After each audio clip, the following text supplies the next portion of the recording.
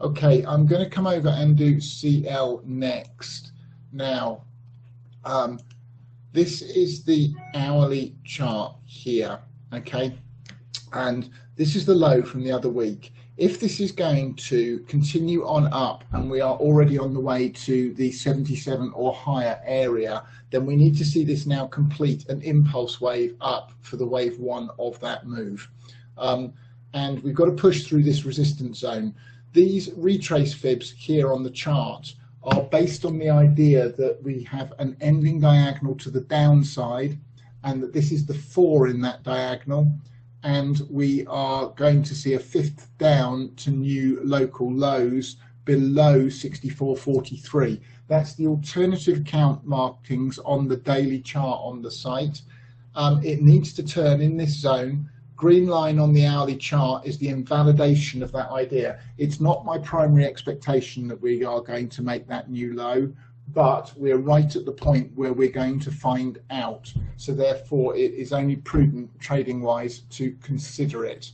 At the moment we've come up and just tapped over the 138.2 extension, but we've hit the 786 back, and that's the length of the 3 or the potential 3 in the diagonal as projected off the 2. So if I come down here, this is the day trading chart, but if I just zoom that out to 15 minutes here and collapse the chart in, okay, this would be the B wave, and then we've got a 1, 2, 3 down to the 1618, A, B, and this is the C of this 4, okay, and the 5's down here at the 62 to 63 area.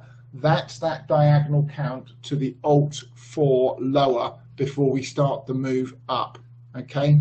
So if I then take that back down just to a day trading chart, you can see this morning we got a minuscule 5 down and 3 back right into the 618 extension, retrace fib rather. So I took the opportunity for a short entry.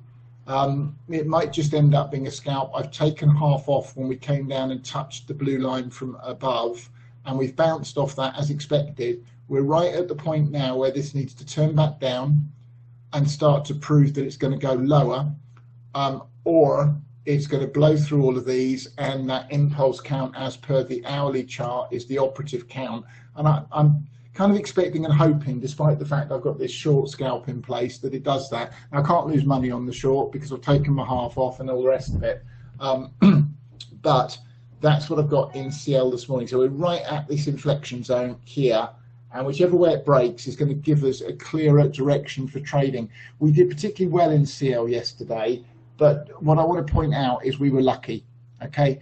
I know we calculated each particular trade and entry and what have you, but the overall direction of the thing was not clear, and this pattern all the way up has been less than ideal, and that leans me to being cautious about whether this impulse will actually complete.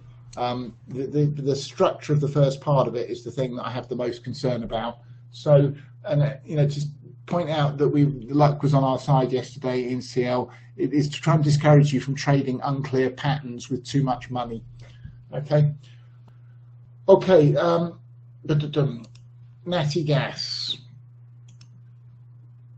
So I'm looking for this fifth up to the 3012 in the final ending diagonal pattern. We've got the 3 in, the 4 in at the 618 at yesterday's spike low. We pushed up after the news. I think that's the A wave of this 5. Bear in mind it's a diagonal, so we're looking for an ABC for the 5th.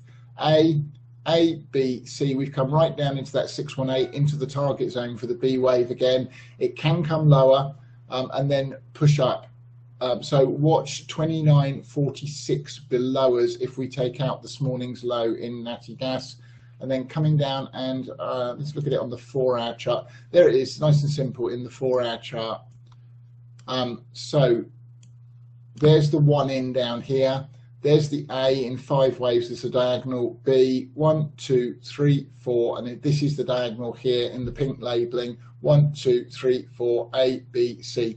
What I've tried to do in the forum, now I've got the better platform to do it, is to write things up clearly and give you the correct reference to the subwave we're in and color code the text to the charts, so that the beginning of the thread each day is nice and clear. You can see exactly what we're following at what degree and fractal, and then I'll update those charts when it's meaningful to do so on the shorter time frames within the thread as we go throughout the day. And as I've said before, you can now tabulate between the forum, individual posts that you've opened in full screen, and the live room, which gives you complete information flow across the time frames for any given instrument that you are considering risking money in.